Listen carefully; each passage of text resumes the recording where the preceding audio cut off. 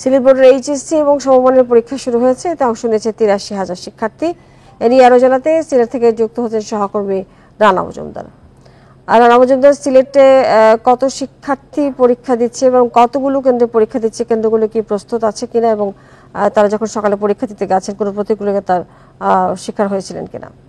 এখন জন্ম সনদ দিয়ে খোলো বিকাশ স্টুডেন্ট অ্যাকাউন্ট। নিজের বিকাশ নিজে কর। দেখুন, কিছুক্ষণ আগে সকাল 10টায় পরীক্ষা শুরু হয়েছে এবং সিলেট বিভাগে কিন্তু ৮৩,০০০ পরীক্ষার্থী কিন্তু এবার পরীক্ষায় অংশ নিয়েছে।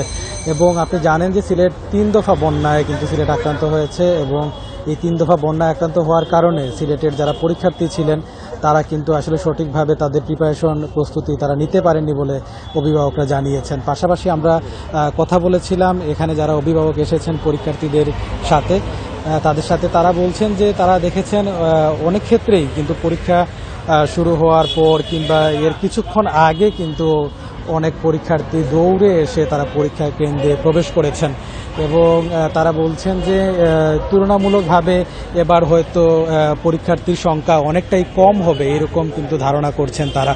কেননা আপনি জানেন যে এখন পর্যন্ত কিন্তু সিলেটে প্রায় ৫.৫ লাখের মতো মানুষ পানিবন্দী অবস্থায় রয়েছে এবং সিলেটের যে ১৩টি উপজেলা রয়েছে সেই ১৩টি উপজেলার তেও কিন্তু আসলে এখনও পানিবন্দী অবস্থায় অনেক মানুষ রয়েছেন, যার কারণে অনেক পরীক্ষার্থী হয়তো তারা সময় মতো পরীক্ষার কেন্দ্রে এসে উপস্থিত হতে পারেননি। পাশাপাশি অনেকেই হয়তো তারা পরীক্ষা মিসও করবেন এমনটি ধারণা করা যাচ্ছে।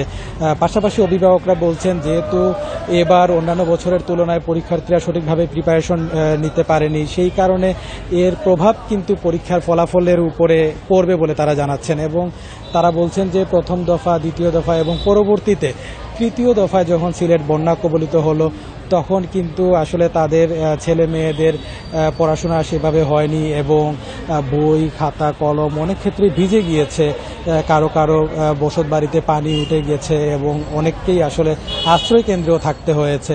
তো এই যে আসলে একটি দোলাচলের মধ্যে থাকা, আবার অনেক ক্ষেত্রে অনেকের সংশয়ও ছিল যে এইচএসসি পরীক্ষাটি সময় মতো হবে কিনা।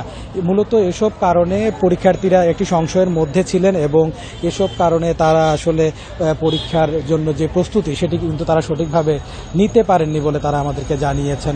তো সবকিছু মিলিয়ে আসলে সিলেটে এখন পর্যন্ত শান্তিপূর্ণভাবে পরীক্ষা অনুষ্ঠিত হচ্ছে, তবে অভিভাবকরা শঙ্কায় রয়েছেন যে এবার পরীক্ষার্থীরা ভালোভাবে পরীক্ষা দিতে পারবেন কিনা এটি নিয়ে। আপনাকে অনেক ধন্যবাদ আমাদেরকে এই বিষয়ে তথ্য দেওয়ার জন্য।